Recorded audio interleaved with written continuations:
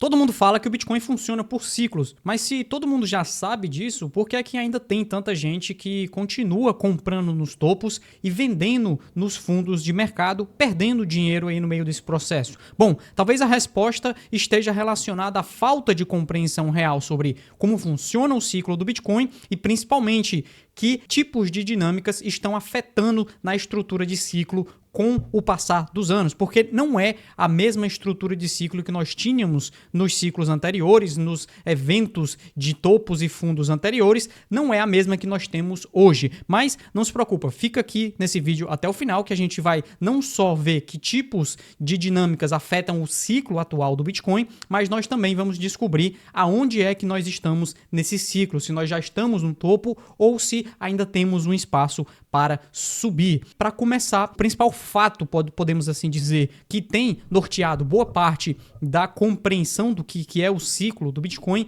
é o halving. Muita gente ainda tem essa ideia que não é 100% correta de que o halving é o principal motor do ciclo do Bitcoin. Isso até que tem um sentido, tá? Isso até que faz algum tipo de sentido e fez bastante sentido nos ciclos anteriores. Eu estou mostrando aqui para vocês a emissão de Bitcoin e os ciclos de halving. Você pode ver que aqui nós temos a quantidade de Bitcoin emitida e ela segue uma linha e em determinado momento essa linha cai aqui pela metade, que é justamente derivada dos cortes, né, dos eventos de corte na política monetária da emissão de Bitcoin, depois atinge um novo patamar, depois nós temos mais um corte, depois atinge um novo patamar, e isso aqui vai continuar acontecendo na rede do Bitcoin pelos próximos aí 100 anos, que é mais ou menos aquilo que nós conseguimos estimar em termos de política monetária para a rede do Bitcoin. E durante muito tempo essa foi a principal visão sobre o funcionamento dos ciclos, muito por conta da estrutura de oferta no Bitcoin. Então muita gente acredita que como o halving vai cortando pela metade a emissão de novos Bitcoins, isso aqui causa um choque de oferta impactante já na estrutura de preço atual. Entretanto, isso não é verdade, tá? Isso não é verdade. A estrutura de ciclos com base do halving, ela é secundária ou terciária, pode-se dizer assim. Mais para frente, a gente vai entender qual é o principal fator que causa essas estruturas de ciclo no Bitcoin. Mas, durante muito tempo, as pessoas principalmente estiveram focadas na performance após o halving. Como eu estou mostrando aqui para vocês nesse gráfico, nós temos aqui o ciclo de halving, que é basicamente as dinâmicas de preço após o halving, né? Então, nós temos um primeiro período de crescimento, depois nós temos um período de queda e depois um período de recuperação. Essa estrutura de preço se fixou na mente de muitos investidores e continuou trazendo essa perspectiva de que o halving seria o ponto central da estrutura de ciclos. Inclusive aquela ideia de 3 anos de alta, depois mais um ano de queda, para depois retornar para 3 anos de alta, é algo que se fixou aqui em relação ao halving muito por conta dessa visão de que esse choque de oferta, né, essa quebra na oferta do Bitcoin pudesse gerar já a dinâmica de preço. Só que muitas pessoas esquecem de observar que nas exchanges existem mais de 2 milhões de moedas à disposição. Então esse choque de oferta que nós vemos, choque de oferta entre aspas, que nós vemos através do halving não é necessariamente aplicado já ao mercado atual. Por quê? Porque nós temos muitas moedas à disposição. Tá, então se não é o halving, né, se não é essa dinâmica de halving, qual é o principal motor da estrutura de ciclo que nós temos hoje? E o principal motor é basicamente esses 4 pontos aqui que norteiam, que baseiam a dinâmica de interação dos investidores com a precificação do Bitcoin, com o próprio Bitcoin. Nós temos 4 estágios, sendo o primeiro deles um período de acumulação, que é quando as moedas são absorvidas dentro de uma tendência de baixa. Depois nós temos uma valorização exponencial, que é aquele período de subida significativa. Depois nós atingimos um estágio de euforia, que é quando boa parte dos investidores novatos chegam por conta dessa valorização exponencial, então escutam dessa valorização exponencial. e chegam no mercado com alto nível de euforia. E quando nós atingimos esse período de euforia, é aí que acontece a realização de lucros. Esses 4 componentes aqui, eles norteiam basicamente quase todos os ativos financeiros no planeta, tá? Então não estou falando somente do Bitcoin, mas principalmente outros ativos que também funcionam aí através de renda variável, pode-se assim dizer, um jargão mais comum para quem está no mercado financeiro. Esse tipo de dinâmica de 4 estágios é o que tem atingido a rede do Bitcoin durante todos os anos praticamente, né? Nós temos aqui entre 2014 e 2017, aliás 2018, período de acumulação, valorização, atingimos a euforia, depois temos realização de lucros. Aqui entre 2019 a 2022, a mesma coisa acontece, um período de acumulação, depois um período de crescimento exponencial, depois um período de euforia e depois nós temos uma realização de lucros, que é quando atinge aqui a fase mais de queda no preço do Bitcoin. Isso foi o que aconteceu nos ciclos anteriores. Entretanto, nesse ciclo atual, nós temos algo bem diferente do que foi anteriormente. Nós temos basicamente um tipo de investidor diferente. E não sei se vocês perceberam, mas tudo isso aqui que nós estamos falando tem relação direta com o próprio sentimento do investidor, ou seja, como os investidores num agregado estão conseguindo enxergar o Bitcoin. Será que é um momento interessante para estar posicionado? Será que eu devo estar menos posicionado? Será que agora eu devo realizar lucro? Tudo isso são perguntas que passam na mente dos investidores e isso é o que faz com que as dinâmicas de preço mudem de acordo com a perspectiva de cada investidor. Nos ciclos anteriores, nós tivemos muita participação institucional, participação de grandes baleias, só que elas eram focadas muito mais na parte de investimento de curto prazo. Ou seja, elas estiveram tentando buscar as fases de acumulação e realização de lucro de forma dentro do próprio ciclo, ou seja, elas estavam tentando comprar e vender, comprar e vender, comprar e vender para tentar buscar o máximo de retorno possível ali no curto prazo. Nesse ciclo atual, nós temos uma dinâmica bem diferente. Hoje, nós temos Bitcoin Treasury Companies, que são aquelas empresas que compram Bitcoin para colocar em balanço, como a Melius, por exemplo. Inclusive, a gente até entrevistou o Diego Collin, que é o diretor aí, o head da estratégia Bitcoin lá na Melius. Entrevistamos ele lá no Blocktrends Pro. Inclusive, as informações sobre o Blocktrends Pro tá aqui na descrição, mas daqui a pouco eu falo sobre isso. Então, hoje nós temos um tipo diferente de investidor. Nós temos fundos de investimento, hedge funds, fundos de pensão que estão buscando alocação no Bitcoin, só que a visão deles não é fazer esse trade de curto prazo, não é comprar agora e já vender no mês seguinte, daqui 3 meses. Eles estão entesourando esse Bitcoin. Eles estão comprando no mercado, absorvendo essas moedas e eles estão guardando essas moedas para o longo prazo. Isso cria uma dinâmica em termos de aversão ao risco, ou seja, menor ou maior exposição ao risco, diferente do que nós tivemos no ciclo passado. Isso daqui já é por si só a primeira pista que nós temos para entender o ciclo atual de mercado. Ele já é diferente por si só em relação aos ciclos anteriores. Então, enquanto nos ciclos anteriores nós tínhamos essa perspectiva mais imediatista, agora nós temos uma visão muito mais de longo prazo,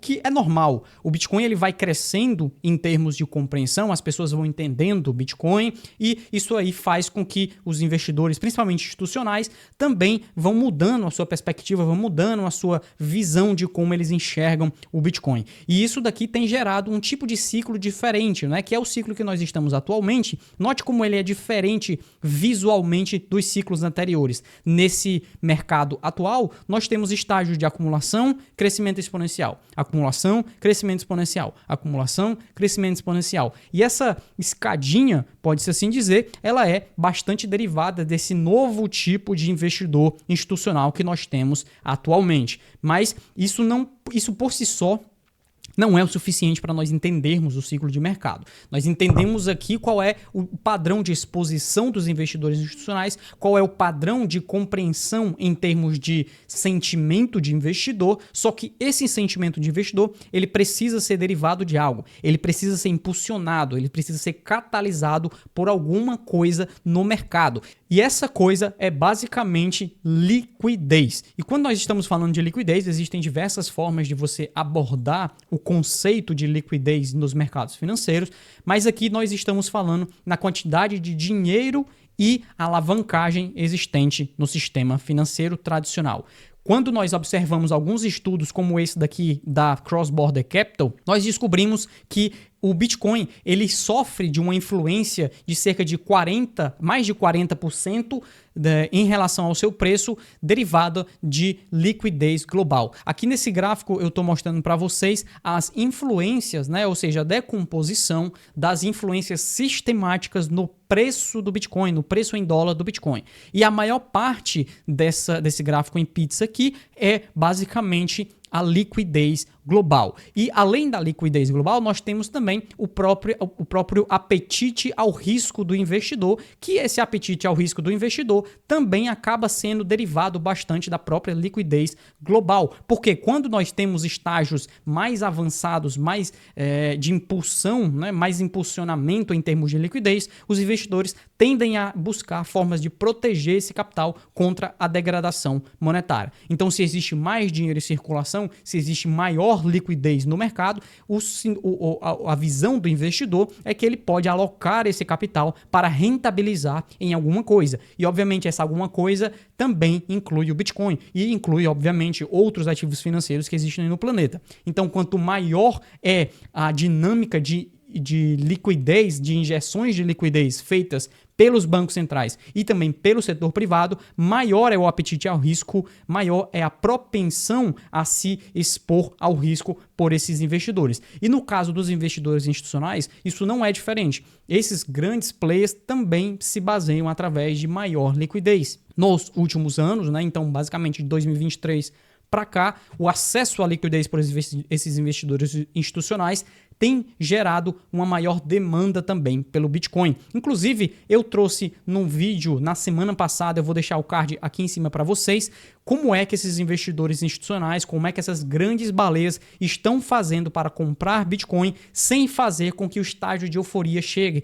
Então, não sei se você se lembra, mas eu acabei de mostrar que nós estamos entre estágios de acumulação e crescimento exponencial, mas não atingimos os períodos de euforia que nós vimos anteriormente. Como é que esses investidores institucionais estão fazendo para acumular tanto Bitcoin sem extrapolar o nível de euforia? Bom, eu expliquei nesse vídeo, eu vou deixar o card aqui e depois vou deixar no final do vídeo também para vocês. E só para que fique bem claro, quando eu estou falando em liquidez, e aqui a Cross Border utiliza várias métricas para rastrear a liquidez, nós estamos falando aqui 4 principais canais de injeções de liquidez. Não é somente aquela liquidez que está nos bancos centrais, que é o que é muito conhecido aí como o próprio M2, M1, os agregados monetários, que daqui a pouco eu vou mostrar para vocês. Mas também existe a liquidez do próprio sistema bancário, então quanto os bancos comerciais estão dispostos e capazes a emprestar para o setor privado. Nós também temos liquidez nos mercados de capitais, então é a profundidade, a acessibilidade dos mercados financeiros para a emissão de dívidas e ações, e nós temos algo que é muito pouco conhecido, que é o Shadow Banking, que são instituições financeiras não bancárias que fornecem crédito e liquidez, como hedge funds, fundos de private equity, etc. Inclusive, se você quiser saber um pouco mais dessa parte da estrutura de liquidez, se você tiver interesse nisso, comenta aqui nesse vídeo, deixa o seu comentário, que tipo de dúvida você possui em relação à parte de liquidez, porque dependendo do que vocês falarem, eu posso trazer mais vídeos só na parte de liquidez do sistema financeiro também. E essa liquidez que nós estamos falando aqui, então o aglomerado, né? Então não é só a base monetária global, mas a liquidez como um todo, ela funciona através de ciclos. Ela possui períodos de expansão e possui períodos de contração. Algo que é natural na história monetária recente, né? E quando eu digo recente, eu estou falando principalmente aqui a partir de 1970, década de 70 ali. Esse gráfico que eu estou mostrando aqui na tela para vocês, mostra justamente em preto o índice de liquidez global e em vermelho somente uma onda senoidal aqui mostrando esses períodos de expansão e contração, expansão e contração, expansão e contração que nós temos na liquidez global. Esse é o tipo de dinâmica que afeta todos os ativos financeiros que existem no planeta e o Bitcoin não é diferente disso. Inclusive, aqui eu tenho um gráfico que mostra muito bem também como a liquidez global afeta a própria atividade econômica. Nesse indicador que eu estou mostrando é o PMI Diffusion Index, ele calcula